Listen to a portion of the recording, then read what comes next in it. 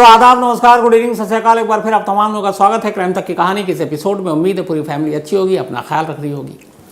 6629 6629 6629 pages, यानी कि 6629 पन्ने। इन 6629 पन्नों में पूरी कहानी है श्रद्धा मर्डर केस की। वो कहानी जिसे आप कानून के पन्ने भी कह सकते हैं, कानूनी दस्तावेज भी कह सकते हैं। श्रद्धा मर्डर केस के खुलासे के ठीक 75 दिन के बाद, आफ्टर 75 डेज, दिल्ली पुलिस ने आज यानी ट्यूसडे को 24 जनवरी को श्रद्धा मर्डर केस की चार्जशीट यानी कि आरोप पत्र कोर्ट में दाखिल कर दी। अब इस पर 7 फरवरी को सुनवाई होगी। सुनवाई इसलिए होगी कि अब ये कोर्ट तय करेगी कि जो दिल्ली पुलिस ने ये कहानी में सेक्शन लगाए हैं आफ्ताब के खिलाफ 302, 201, और जो चार्जशीट में उन्होंने जो प्रूफ, एविडेंस, विटनेसेस उसका हवाला दिया है, उसको देखते हुए ये चार्जेस कितने सही हैं। तो अगर अदालत मान लेती है कि दिल्ली पुलिस की इस कहानी में दम है और ये चार्जेस सही हैं, तो फिर उसी सेक्शन के तहत मामले का ट्रायल शुरू होगा। तो लगभग 6629 पन्नों में ये पूरी कहानी है क्या? अब इतनी लंबी कहानी सुनाऊंगा तो ना मालूम कितना वक्त लगे, लेकिन इस पूरी कहानी का जिस्ट कि ये मामला है क्या श्रद्धा मर्डर केस, पहली बार चूंकि दिल्ली पुलिस कानूनी दस्तावेज के तौर पर सामने रख रही है, इसलिए जानना इंपॉर्टेंट हो जाता है। तो आज जब दिल्ली पुलिस ने इस चार्जशीट को अदालत में दाखिल किया, तो आफ्ताब पूनावाला जो कि इस वक्त तिहाड़ जेल में है, उसके ऊपर कई हमले भी हो चुके थे, तो उसे आजकल बाहर निकाला नहीं जाता, थ्रेट है। तो वीडियो कॉन्फ्रेंसिंग के जरिए अदालत के सामने वो हाजिर था जेल से ही। दिल्ली पुलिस ने चार्जशीट दाखिल की, अदालत के सामने रखा और बताया उनके वकील ने कि इसमें ये चीज़ें हैं, इसमें ये एविडेंस है, ये सेक्शन है। आफ्ताब ने उधर पूछा अदालत से कि क्या ये चार्जशीट की कॉपी हमें मिल सकती है, और वो उसको दिया भी जाएगा क्योंकि ये लीगल राइट है। लेकिन जो दूसरी चीज़ उसने कही, उसने कहा कि ये जो कॉपी है चार्जशीट की, मेरे जो वकील हैं अभी आप उनको मत दीजिएगा, क्योंकि मैं वकील बदलने की सोच रहा हूँ। तो जब मैं वकील बदल लूँ या बदलने का फ़ैसला कर लूँ, नया वकील हो, तो आप मेरे बिहाफ पे उनको ये चार्जशीट की कॉपी दे सकते हैं। तो अदालत ने कहा ठीक है, 7 फरवरी तक का टाइम है आपके पास।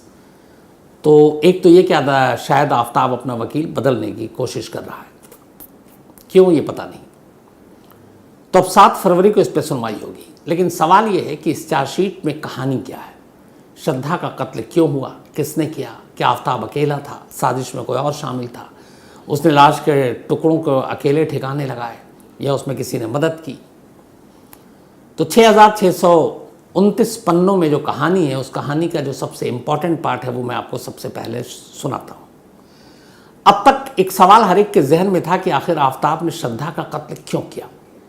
इसको लेके बहुत सारी चीज़ें आई। खुद श्रद्धा के पिता से मैंने भी बात की, वो इंटरव्यू आपने देखा, उनके फैमिली की तरफ से कहा गया, जो श्रद्धा के दोस्त थे उनकी तरफ से कहा गया। दिल्ली पुलिस ने शुरुआत में कुछ मोटिव बताए, मीडिया ने अपने कुछ स्पेकुलेशन थे, आकलन थे कि इस वजह से हुआ। लेकिन आज इन सारी चीज़ों पे एक तरह से विराम लग गया, क्योंकि अब दिल्ली पुलिस ने इस चार्जशीट में मोटिव या कत्ल का मकसद वो साफ साफ लिखा है। और बाकायदा आज एक प्रेस कॉन्फ्रेंस भी हुई जिसमें डीसीपी ने इस प्रेस कॉन्फ्रेंस की, और उन्होंने भी, नीलू चौधरी जॉइंट सीपी बल्कि ये, तो उन्होंने मोटिव के बारे में जब सवाल पूछा गया तो उन्होंने डबल इस पे मुहर लगाई। श्रद्धा का कत्ल क्यों हुआ? 17 मई की बात है, 17 मई 2022, 17 मई 2022।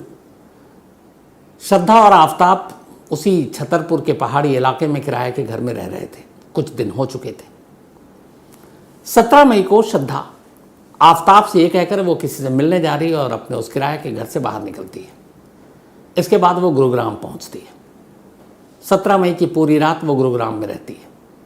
गुरुग्राम में अपने एक दोस्त के साथ थी, और ये दोस्त उसका, ये भी एक सोशल मीडिया के ज़रिए दोस्त बना था। उस दोस्त का नाम है, लेकिन नाम बता नहीं सकते क्योंकि इस वक्त पुलिस का कहना है कि फिर बहुत सारी और चीज़ें होंगी। तो खैर, वो उस दोस्त से मिलने गई। 17 मई की पूरी रात वहीं रही। आफ्ताब यहाँ किराए के घर में अकेला था। 18 मई की दोपहर को श्रद्धा वापस आती है घर। आफताब घर में था, श्रद्धा को देखता है, इसके बाद वो पूछता है तुम कहाँ थी, किस दोस्त के पास थी। वो बताती है कि एक फ्रेंड था। इसके बाद इस फ्रेंड के नाम पर इन दोनों के बीच में झगड़ा होता है। फिर शाम का खाना भी बनाना था, या ऑर्डर देना था, ये सारी चीज़ें चल रही थी। लेकिन आफताब को ये बात बर्दाश्त नहीं हो रही थी कि श्रद्धा किसी और से मिलने के लिए जाए, और वो बार बार कुरेद रहा था। श्रद्धा उसको टाल रही थी। तो उस दोस्त के चक्कर में झगड़ा बढ़ता गया, और फिर शाम होते होते उसी दोस्त को लेकर ये दोनों इस कदर लड़े कि आफताब ने श्रद्धा का गला घोंट कर कत्ल कर दिया। कत्ल करने के बाद अब उसने सोचा कि कत्ल तो हो गया, क्या करूं। यहां से फिर उसका जो पूरा एक जो प्लानिंग, एक साजिश, वो शुरुआत होती है। और वो मैंने आपको कई बार बताई है कि फिर कैसे वो बैग खरीदता है, आरी खरीदता है, फ्रिज में टुकड़े रखता है, बाथरूम में लाश काटता है, और किस्तों में वो फेंकता रहता है। तो दिल्ली पुलिस के मुताबिक श्रद्धा के कत्ल की वजह ये थी कि श्रद्धा का एक दोस्त था, और वो दोस्त से मिलने के लिए गई थी 17 मई को, 18 को लौटी, और उसी दोस्त को लेकर आफताब और श्रद्धा के बीच में झगड़ा हुआ। यानी अब तक जो मोटिव की बात आ रही थी, एक तो ये कि आफताब श्रद्धा को छोड़ना चाहता था, ये फिर एक मोटिव ये भी आया कि श्रद्धा आफताब से तंग आ गई थी, उससे अलग होना चाहती थी। आफताब ऐसा नहीं चाहता था क्योंकि उसे पैसों, बाकी चीज़ों की ज़रूरत थी। एक ये मोटिव आया था कि आफताब श्रद्धा से शादी नहीं करना चाहता था। तो इन सारी चीज़ों पर दिल्ली पुलिस की इस चार्जशीट ने मोहर लगा दी कि इस कत्ल की जो असली वजह थी वो एक दोस्त, और उस दोस्त के बारे में झगड़ा, और उस झगड़े के बाद ये खून। तो मोटिव क्लियर हो गया इस चार्जशीट में। अब इस चार्जशीट में और क्या कहानी है जो दूसरी सबसे इंपॉर्टेंट बात है उस चार्जशीट में, वो ये है कि दिल्ली पुलिस का कहना है कि एक ऐसा केस अदालत में उन्होंने रखा है कि जिसमें आफताब का बचना नामुमकिन है। और उसकी वजह यह है कि इसमें टेक्निकल, साइंटिफिक और फिर जो बाकी ओरल एविडेंस, ये सारे बड़े पुख्ते हैं। पुलिस के हिसाब से जो इस पूरे कत्ल में आफताब ही इकलौता आरोपी है। मतलब उसी ने श्रद्धा का कत्ल किया, पूरे होशो हवास में किया, उसी ने लाश के टुकड़े किए, और उसी ने अकेले इन लाश के टुकड़ों को छतरपुर इलाके के महरौली के जंगलों में ठिकाने लगाए। इसमें कोई दूसरा आरोपी नहीं है। यानी इस कत्ल की साजिश में कोई और शामिल नहीं है, कत्ल में मदद करने में कोई और शामिल नहीं है, लाश को ठिकाने लगाने में कोई और शामिल नहीं है। एक अकेले आफताब ने पूरे होशो हवास में ये कत्ल भी किया, और कत्ल करने के बाद लाश के सबूतों को ठिकाने भी लगाया। सबसे अहम चीज़ इस पूरे केस में और इस चार्जशीट में दिल्ली पुलिस का कहना है कि चूंकि जब उनके पास ये केस आया वो नवंबर का महीना था, और श्रद्धा को गायब हुए करीब 6 महीने बीत चुके थे। वो मई में आखिरी बार देखी गई थी। तो 6 महीने के बाद जब ये पता चला श्रद्धा का कत्ल हुआ है, तो उन कत्ल के सबूतों को ढूंढना बड़ा मुश्किल काम था। और फिर आफताब ने जब बताया कि उसने लाश के टुकड़े किए और अलग अलग फेंके, और जंगल इतना बड़ा, लेकिन चार्जशीट के हिसाब से आफताब ने महरौली के जंगलों के कुछ जगहों की निशानदेही की, और उन्हीं निशानदेही पर आफताब के बताए हुए जगह से कुछ हड्डियां मिली। और जब डीएनए के लिए भेजा गया तो वो हड्डियां श्रद्धा के पिता के साथ मैच कर गई।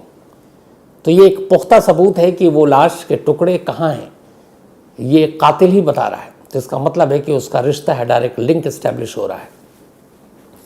तो यहाँ पे आफताब बच नहीं सकता। तो जो सारे सबूत थे वो आफताब की निशानदेही पर बरामद हुए। इसके अलावा जो पुलिस ने कहा कि इस मामले में हर साइंटिफिक तरीका इस्तेमाल किया गया। इसके लिए जितने भी उसके ब्लड के सैंपल, बोन्स के sample, DNA test, polygraph test, narco test, layered voice spectrograph, आवाज़ के भी सैंपल क्योंकि फ़ोन वोन थी, तो ये सारे साइंटिफिक एविडेंस कलेक्ट किए गए और ये सारे मैच किए। तो ये एक उसके खिलाफ पुख्ता सबूत ये भी बनता है। साइंटिफिक के अलावा डिजिटल एविडेंस, श्रद्धा और आफताब के मोबाइल फ़ोन, इनके लैपटॉप, सोशल मीडिया के अकाउंट्स, इसके अलावा डेटिंग ऐप पर इनकी मौजूदगी, और साथ में जीपीएस को ट्रैक किया गया कि इन तारीखों पर ये लोग कहाँ कहाँ थे। तो डिजिटल एविडेंस भी दिल्ली पुलिस की कहानी से हूबहू मैच कर गया। तो साइंटिफिक एविडेंस, और डिजिटल एविडेंस, ये दोनों मैच कर गया। अब एक और है टेक्निकल। उस टाइम में जितने भी सीसीटीवी कैमरे पुलिस के हाथ लगे मई से लेकर नवंबर के बीच के, इसके लिए एक अलग टीम बनाई गई थी जिसका काम था सिर्फ सीसीटीवी कैमरों को ढूंढना, खंगालना और कड़ियों को जोड़ना। तो ऐसे बहुत सारे कैमरे में आफ्ताब, श्रद्धा, ये तमाम लोग कैद मिले और जिस तरीके की कहानी सामने आई आफ्ताब की ज़ुबानी, उन कहानियों को ये तस्वीरें सीसीटीवी की एक तरह से साबित करती हैं। तो scientific evidence, digital evidence, technical evidence, call detail record, ये सारी चीज़ें दिल्ली पुलिस की कहानी के हिसाब से ही इस केस को आगे बढ़ा रही हैं और ये सारी चीज़ें मिलाकर एक पुख्ता केस आफ्ताब के खिलाफ बनेंगी। दिल्ली पुलिस का कहना था कि इस पूरे मामले में उन्होंने 9 टीमें बनाई थी। इसके अलावा एक एसआईटी की टीम बनाई थी। दिल्ली, हरियाणा, महाराष्ट्र, हिमाचल, उत्तराखंड, यहाँ पर टीमें गईं सबूतों को ढूंढने के लिए। एक नई चीज़ जो चार्जशीट में बताई गई वो ये कि आफ्ताब ने खुलासा किया था कि श्रद्धा से जुड़े कुछ सबूत, जैसे उसके फ़ोन और बाकी कुछ चीज़ें, आइटम, वो उसने महाराष्ट्र में ले जाकर ठिकाने लगाए थे। तो महाराष्ट्र भी पुलिस गई, वहाँ से भी ढूंढ कर लाई। चार्जशीट में ये भी है कि आफ्ताब ने श्रद्धा का कत्ल करने के लिए कई हथियारों के इस्तेमाल किए थे। हालांकि कत्ल करने के लिए उसने किसी हथियार का इस्तेमाल नहीं किया, वो तो हाथ से उसने गला घोटा, लेकिन उसके बाद लाश के टुकड़े करने, टुकड़ों को और टुकड़े करने, फिर उसको फेंकने, तो वो हथियार जो इस्तेमाल किए गए थे उनमें से कुछ हथियार मिले लेकिन बाकी के हथियार नहीं मिले। इसी तरीके से श्रद्धा के लाश के कुछ टुकड़े मिले, डीएनए मैच भी कर गया, लेकिन तमाम टुकड़े जो है, जितनी हड्डियाँ जो बची वो नहीं मिले और पुलिस ने उसको काफ़ी ढूंढा भी, पर वो सारी चीज़ें नहीं मिली। अब पुलिस का कहना था कि चूंकि श्रद्धा के कत्ल को 6 महीने हो गए थे, इसलिए बहुत सारी चीज़ें उस दौरान में, गर्मी, फिर बारिश, बरसात, तो बहुत सारी चीज़ें इसमें मुश्किल आई इन सबूतों को ढूंढने में और पता करने के लिए। 150 लोगों के इस चार्जशीट में स्टेटमेंट दर्ज है, बयान लिए गए और ये 150 लोगों में उस छतरपुर पहाड़ी के किराएदार, बाकी मकान मालिक, पड़ोसी, गुरुग्राम में श्रद्धा का दोस्त, मुंबई में श्रद्धा के दोस्त, श्रद्धा और आफ्ताब की फैमिली के मेंबर, इन तमाम लोगों के बयान दर्ज किए गए। कुछ ऐसे दुकानों के जहाँ से बैग खरीदे गए, बाकी चीज़ें, उन दुकानदारों के भी। तो ये इन लोगों के भी जितने एविडेंस थे वो भी इसमें शामिल किए गए। तो पुलिस के हिसाब से जो इस चार्जशीट में एक और चीज़ है वो ये है कि जो नार्को टेस्ट हुआ, जो लाई डिटेक्टर हुआ, वो सारी चीज़ें भी जो उसकी रिपोर्ट आई वो दिल्ली पुलिस की कहानी को ही आगे बढ़ा रही थी।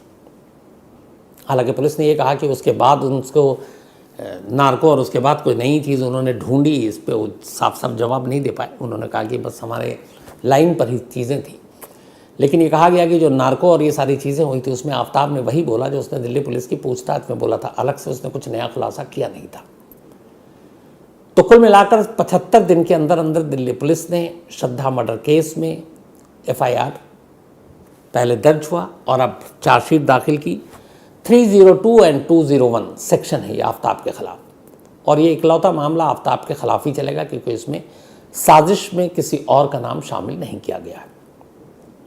अब सवाल यह है कि चार्जशीट दाखिल हो गई, 7 फरवरी को इस पर सुनवाई होगी, फैसला कब तक होगा?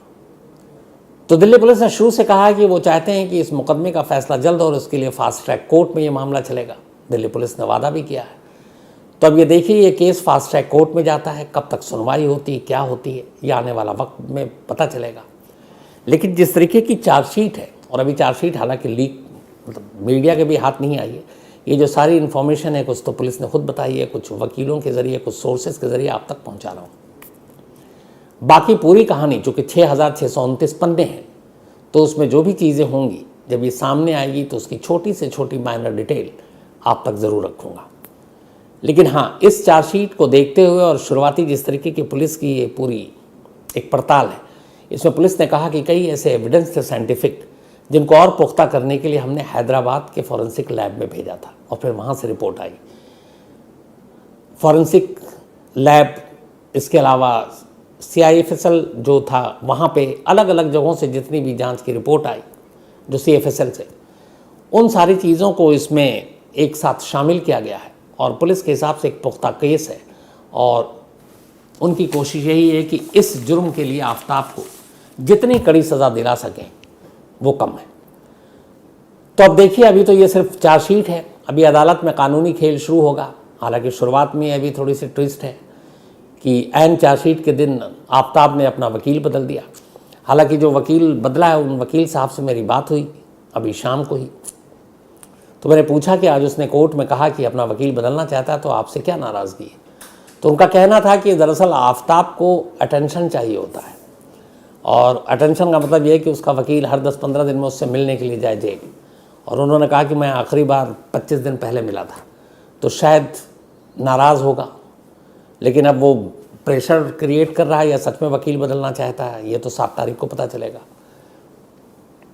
लेकिन कानूनी खेल उसके बाद वहाँ शुरू होगा, क्योंकि दिल्ली पुलिस ने ये सारे एविडेंस तो दिए हैं, लेकिन जब कोर्ट में जिरह और बहस शुरू होगी और जब बात सबूत और गवाहों की आएगी, वहाँ पे ये सारी चीज़ें कितना पुख्ता तौर पर दिल्ली पुलिस रख पाती है, ये देखने की चीज़ होगी। क्योंकि ऐसे हम लोगों ने बहुत सारे केस देखे हैं जिसको सुलझा भी जल्दी लिया गया, जिसके चार्जशीट को भी बहुत ताकतवर बताया गया, लेकिन फिर धीरे धीरे जब अदालत में परतें खुलती हैं तो कहानी कुछ और निकल जाती है।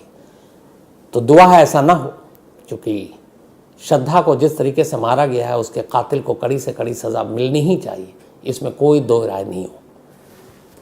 तो ये थी श्रद्धा मर्डर केस के इस पूरे अपडेट की, मैंने कहा सबसे पहले आपको यही दे दूं, और बाकी कहानी कल।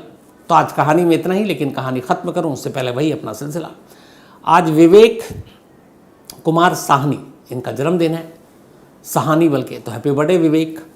इसके अलावा विवेक प्रसाद सिंह, इनका भी आज जन्मदिन है, तो हैप्पी बर्थडे विवेक साहब अगेन। दिलीप पवार राजस्थान से हैं, इनका भी आज बर्थडे है, तो हैप्पी बर्थडे दिलीप। इसके अलावा आहान का भी आज जन्मदिन है, तो हैप्पी बर्थडे आहान। और ये जीनत और अकील उनके बेटे हैं। साथ ही रुखसाना अब्दुल, इनका भी आज बर्थडे है, तो हैप्पी बर्थडे रुखसाना। और ये नदीम एंड मनियार की सिस्टर हैं। साथ ही अनुज्ञा, इनका भी आज जन्मदिन है, तो हैप्पी बर्थडे अनुज्ञा। और ये अभिषेक कानपुर से भेजा है। इसके अलावा सतीश कुमार, अंकित दीक्षित, रिशन शाह, उस्मान अंसारी, संजीव भरत, अक्षित सिंह, गोपाल, राशिद, उमर मिर्ज़ा, पिंकू, साथी कविता, आदिति, मनोज, ऐसे तमाम लोगों जिन्होंने कल की दाऊद की कहानी के ऊपर लिखा है, वो उस पर मैं आखिर में आता हूँ। इसके अलावा अमान और रेहाना और आर्यन और अक्षित, इन्होंने कहानी की फरमाइश की है, बल्कि अमन है ये। Ravi Kushwaha, thank you so much आपके मेल के लिए। नौमाद्दीन लस्कर, इन्होंने शुक्रिया आपका। साथ ही राहुल यादव, इनका एक चैनल है डिस्कवर विथ राहुल, तो मौका मिले तो देखिए।